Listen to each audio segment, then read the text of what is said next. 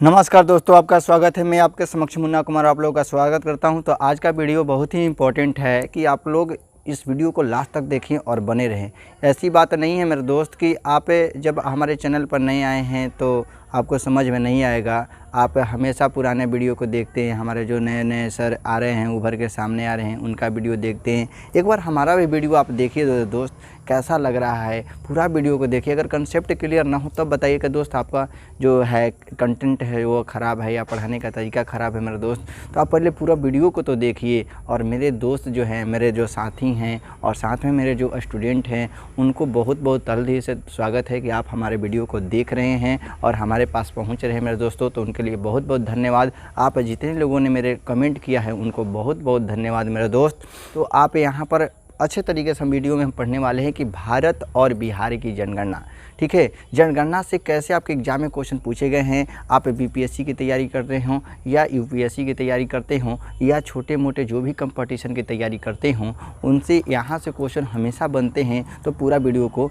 ज़रूर देखिएगा, स्किप ना कीजिएगा। सर आप लोग क्या करते हैं ना कि आप वीडियो जब देखते हैं तो थोड़ा सा वीडियो देखते हैं और थोड़ा सा चैनल को भगा देते हैं, फिर देखते हैं कि कैसा लग रहा है। अगर आप पढ़ने वाले हैं मेरे दोस्त, आपको समझना है तो पूरा वीडियो को लास्ट तक, शुरू से लेकर अंत तक देखिएगा, तब ना समझ में आएगा। बीच में जैसे फिल्म देखते हैं, मूवी देखते हैं मेरे दोस्त, मेरे भाई, मूवी जब आप देखते हैं तो मूवी आप शुरू में देखिए या लास्ट में देखिए तो समझ में आएगा।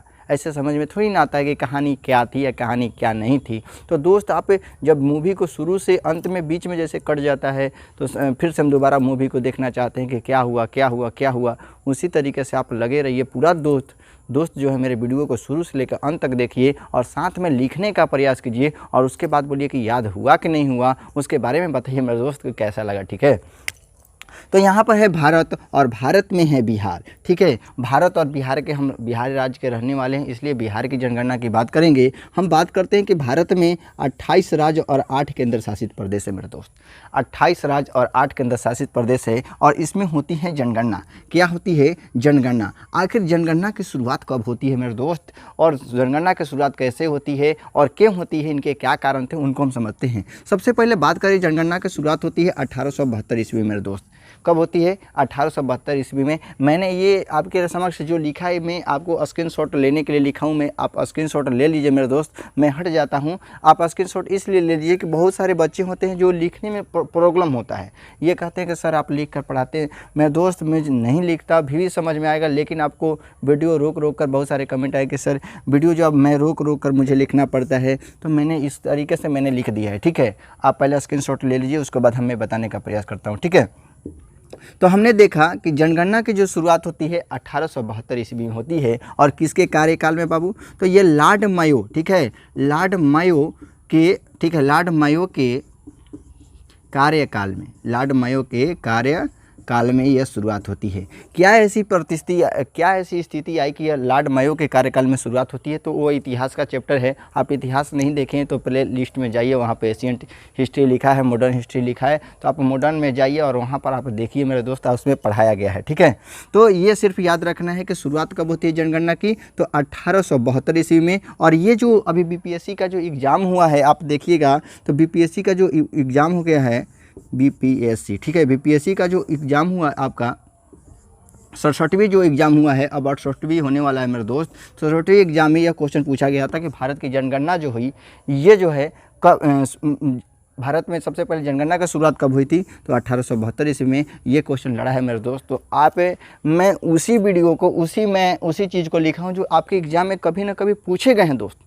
इतना बातें आपको समझ में आ रही है तो मेरा दोस्त कमेंट ज़रूर कीजिएगा कि आपको अच्छा लगा कि नहीं लगा, आप एक बार ज़रूर बताइएगा मेरे दोस्त, ठीक है। तो सबसे पहले जनगणना की शुरुआत कब होती है? तो 1872 ईस्वी में। यहाँ तक हो गई होगी। अब हम बात करते हैं 1872 में जनगणना की शुरुआत होती है भारत की। किसकी? भारत की जनगणना की बात कर रहे हैं कि 1872 में जनगणना की शुरुआत होती है। लेकिन बता दें हम कि सबसे पहले नियमित जनगणना, नियमित का मतलब होता है लगातार जनगणना की शुरुआत कब होती है? तो नियमित जनगणना 1881 में होती है। और ये इस समय जो थे लॉर्ड रिपन, कौन थे?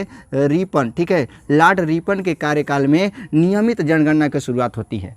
क्वेश्चन याद रहेगा। क्वेश्चन ये पूछा जाएगा कि लॉर्ड रिपन के समय में नियमित जनगणना यानी नियमित जनगणना की शुरुआत कब होती है? तो 1881 ईस्वी में, ठीक है, 1881 ईस्वी में। उस समय गवर्नर जनरल कौन थे? तो लॉर्ड रिपन थे, और इन्हीं के समय में, ठीक है, नियमित जनगणना की शुरुआत होती है। ये जनगणना क्यों होती है, इनके बारे में भी चर्चा करेंगे कि दोस्तों ये जनगणना करने के क्या कारण हैं, क्यों जनगणना की जाती है, भारत और बिहार में क्यों जनगणना होती है, इन जनगणना से क्यों क्वेश्चन पूछे जाते हैं और जनगणना का महत्व क्या है, उनके बारे में भी चर्चा करेंगे। आप पहले पूरा वीडियो को देखिएगा, स्किप मेरे मत कीजिएगा मेरा दोस्त, आप पूरा वीडियो को देखिए। अगर आपको समझ में नहीं आए दोस्तों तो ज़रूर कमेंट कीजिएगा सर मेरे को समझ में नहीं आया, मैं तिबारा आप फिर से दोबारा वीडियो देखिए, आपको पूरा समझ में आएगा मेरा दोस्त। पूरा वीडियो को जरूर देखिएगा, ठीक है। यहाँ तक बातें आपको समझ में आ रही है? कोई दिक्कत है, कोई डाउट है तो आप ज़रूर कमेंट करें, ठीक है।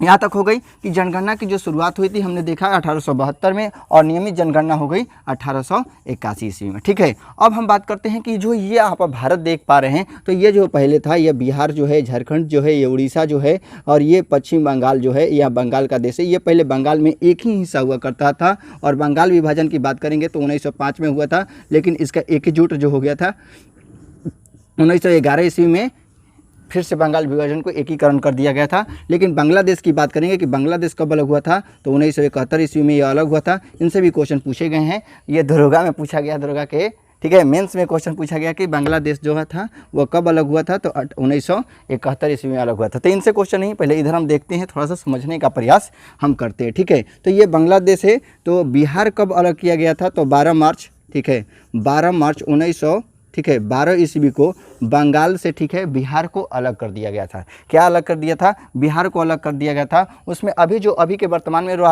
जो राज्य हैं उनमें जो है उड़ीसा हो गया, ठीक है, झारखंड हो गया, ठीक है, उड़ीसा हो गया, झारखंड हो गया, और आप देख पा रहे हैं अभी बिहार का जो स्थिति है, ये सारे जो अभी राज्य हैं सब एक में हुआ करते थे। तो ये बंगाल, ठीक है, ये बिहार कब अलग हुआ, तो 12 मार्च 1912 ईस्वी को अलग हुआ था। यहाँ तक बातें आपको समझ में आ रही है दोस्तों, तो आप ज़रूर कमेंट कीजिएगा और मैं समझाने का प्रयास करता हूँ। जबकि बात करें उड़ीसा की, बात करें किसकी बात करेंगे, देखिए यहाँ पर लिखा हुआ, मैंने लिखा है कि उड़ीसा की बात करें, उड़ीसा, ठीक है, उड़ीसा लिखा हुआ है, उड़ीसा की बात करेंगे, उड़ीसा, ठीक है, उड़ीसा की बात करेंगे, उड़ीसा की बात करेंगे तो ये बिहार से कब अलग हुआ था, तो 1936 ईस्वी में। कब अलग हुआ था? 1936 ईस्वी में। ये एग्जाम में क्वेश्चन पूछे गए हैं दोस्तों, आप देखिए, पहले पूरा वीडियो को देखिए, एग्जाम में पूछे गए हैं, सारे क्वेश्चन एग्जाम में आए हैं। ये भी बीपीएससी के एग्जाम में क्वेश्चन पूछे गए हैं।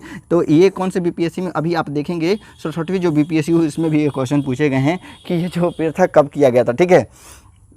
तो यहाँ तक आपको बातें समझ में आ रही होगी दोस्तों कि बिहार से, ठीक है, बिहार से बात करेंगे, बिहार से बात करेंगे कि बिहार से है, ठीक है, बिहार से उड़ीसा कब अलग हुआ, तो 1900, ठीक है, 36 ईस्वी में। जबकि बिहार से झारखंड कब अलग हुआ, तो ये हुआ था 15 नवंबर, ठीक है, 2000 को। कब हुआ था भाई? 2000 को ये जो झारखंड है ये अलग हुआ था बिहार से, ठीक है। अभी वर्तमान में बिहार आप देख पा रहे हैं कैसा होगा, ठीक है, तो उनके बारे में भी चर्चा करेंगे। अभी जनगणना से लेकर चल रहे हैं, ठीक है। और बात करें कि बिहार में प्रथम जनगणना कब हुई थी, ठीक है। हमने देखा, पहले समझते हैं, थोड़ा सा मैं फास्ट बोल रहा हूँ, आप स्लोली से सुनिए। पहले हमने देखा कि सबसे पहले जनगणना की शुरुआत होती है भारत में, वह होती है 1872 ईस्वी में। नियमित जनगणना होती है 1881 में। अब बात करते हैं कि बिहार में सबसे पहले जनगणना कब हुई, तो ये होती है, ठीक है, 1941 ईस्वी में। कब होती है? 1941 में बिहार में जनगणना होती है। सबसे पहले बिहार में जनगणना, जब उड़ीसा यह अलग हो गया था, यहाँ पर उड़ीसा की बात करेंगे, जब यह अलग हुआ था तो नियमित जनगणना जो यहाँ पर जो जनगणना होती है 1941 में होती है, ठीक है। वहाँ पर लिखा हुआ है कि 1941 में बिहार में पहली जनगणना हुई थी, वही लिखे हैं जो बात मैंने यहाँ पर समझाने का प्रयास कर रहा हूँ। जबकि बात करें कि जो जनगणना होती है उसमें जो है 1921 की जो जनगणना हुई थी, 1921 में जो जनगणना हुई थी उसे हम जनसंख्या विभाजन वर्ष के रूप में जानते हैं। जान जाता है क्वेश्चन कैसे पूछा जाएगा। क्वेश्चन इस तरीके से पूछा जाएगा कि जनसंख्या वर्ष विभाजन के रूप में कौन से वर्ष को जाना जाता है, तो 1921 को जाना जाता है। क्यों जाना जाता है? जनसंख्या विभाजन वर्ष किसे कहते हैं कि जो जनसंख्या में जो होती थी बढ़ोतरी होने वाली थी, वह जनसंख्या घट गई थी, इसलिए जनसंख्या विभाजन के रूप में जाने जाते हैं। जबकि 1951 की बात करें, 1951 की बात करें, 1951 की बात करें, 1951 की बात करें तो इस समय जो हुई थी जनगणना में लघु, ठीक है, लघु जनसंख्या वृद्धि हुई थी। इसे हम इसे हम देखिए क्या कहते हैं, इसे हम लघु जनसंख्या वर्ष के रूप में जानते हैं। तो क्वेश्चन पूछा जाएगा कि कौन से वर्ष को लघु, ठीक है, लघु जनसंख्या वर्ष के रूप में जानते हैं। लघु बात करेंगे, ठीक है, लघु जनसंख्या वर्ष के रूप में जाना जाता है। तो वह हो जाएगा आपका दोस्तों 1951 को। कौन सा माना जाता है? 1951 को लघु जनसंख्या वर्ष के रूप में जाना जाता है। ये मैं बिटा देता हूँ और जिससे समझाने में आपका कोई दिक्कत ना हो मेरे दोस्त, ठीक है। यहाँ तक बातें कोई समझ में आ रही है, कोई दिक्कत है, कोई डाउट है तो आप ज़रूर क्वेश्चन कीजिएगा, कमेंट कीजिएगा मेरे दोस्तों, ठीक है। आपके समक्ष मैं जुड़ा हुआ हूँ मेरे दोस्तों, आपको अच्छा नहीं लग रहा होगा या जो भी है तो आप पहले समझिए मेरे दोस्त, इतना तक तो आपको समझ में आ रहा होगा। अब हम बात करते हैं जनसंख्या में। हमने देखा कि जनसंख्या विभाजक के रूप में जो जाना जाता है 1921 को जाना जाता है और लघु जनसंख्या के रूप में 1951 को जाना जाता है, क्योंकि इस समय जनसंख्या थी बहुत ज़्यादा वृद्धि हुई थी, बहुत ज़्यादा वृद्धि हो गई थी, इसलिए लघु जनसंख्या वर्ष के रूप में जाना जाता है। जबकि बात करेंगे कि जब भारत आज़ाद हुआ था उस समय जनसंख्या हमारी कितनी थी। जब हम बात करें कि भारत जब आज़ाद हुआ था 15 अगस्त 1900, ठीक है, 15 अगस्त 1900, ठीक है, 1947 को कहें तो 1947 को हमारा देश आज़ाद हुआ था। उस समय बात करें हमारी जनगणना जो थी, देश की जनसंख्या जो थी वह 37 करोड़ थी। कितने करोड़? 37 करोड़ थी मेरे दोस्त। तो ये जो जनगणना थी 37 करोड़ थी, यहाँ पर लिखे हुए होंगे हम 37 करोड़, ठीक है, 37 करोड़ जनगणना थी। तो 37 करोड़ की बात करेंगे, 37 करोड़ जनगणना थी, ठीक है। और लेकिन अब बात करें कि 2011 के जनगणना के अनुसार, कब के जनगणना के अनुसार? 2011 के जनगणना के अनुसार अभी कितनी जनसंख्या हो गई है? तो हमारे देश की जनगणना लगभग 121 करोड़ से अधिक हो गई है मेरे दोस्तों, 121 करोड़ से अधिक हो गई है। अभी हम चल रहा है 2022, कब बात चल रहा है मेरे दोस्त? 2022 चल रहा है। अभी जो जनगणना होने वाली थी 2021 में, हर 10 साल पर होती है जनगणना, 2021 में जो जनगणना होने वाली थी वह पोस्टपोन्ड कर दिया है। किसके कारण दी गई? कि जो चीन है, चीन से कोरोना निकली थी, तो कोरोना के कारण ये जनगणना को क्या कर दिया गया? रोक दिया गया है। तो जनगणना अब कब होगी ये हमारी भारत सरकार बताएगी कि हमारे भारत सरकार ही जनगणना कब होगी। हम बात करते हैं कि सबसे पहले कि 2011 की जो जनगणना थी ये कौन सी जनगणना थी। ऐसे भी क्वेश्चन पूछा जाता है कि 2011 की जनगणना कौन सी जनगणना थी? तो ये 15वीं जनगणना थी। कौन सी जनगणना थी? 15वीं जनगणना थी।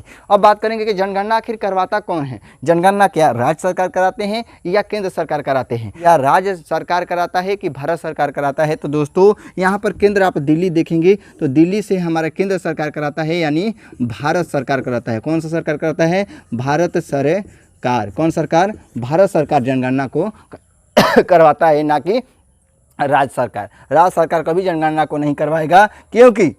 क्यों नहीं करवाएगा? इसका मतलब क्या है कि क्यों नहीं जनगणना कराएगा? क्योंकि राज्य अपना ही जनगणना करेगा। वे भारत जो है, भारत से केंद्र सरकार से हमें सभी राज्य को पैसा मिलता है, आवंटन मिलता है पैसा कि सभी राज्य को कितना कितना विकसित करना है। तो जनगणना से पता लगेगा कि वहाँ के कैसे लोग थे, क्या थे, उनके बारे में भी चर्चा करेंगे। तो कौन कराता है? यहाँ पर याद रखेंगे कि भारत सरकार जनगणना को करवाता है। और कितने ये जनगणना की जो समस्या है इनके बारे में कितने केंद्र के तहत निहित की गई है और कौन से आर्टिकल में है? तो ये आर्टिकल है 246 के आर्टिकल में से जनगणना को रखा गया। याद रखेंगे यहाँ पर वही लिखा है कि जनगणना जो हुई थी आर्टिकल 246 के अंतर्गत इसे रखा गया है। और 2000 हुई थी 2011 की जनगणना श्री चंद्रमौली के द्वारा करवाई गई थी। ये अब 2011 की जनगणना इन्हीं के कार्यकाल में की गई थी मेरे दोस्तों। यहाँ तक बात आपको समझ में आ गई होगी, कोई दिक्कत नहीं होगी। अब बात करते हैं कि जनगणना का अर्थ क्या होता है, आखिर जनगणना करवाने का अर्थ क्या है, जनगणना करने से मतलब क्या होता है, उनके बारे में हम चर्चा करते हैं।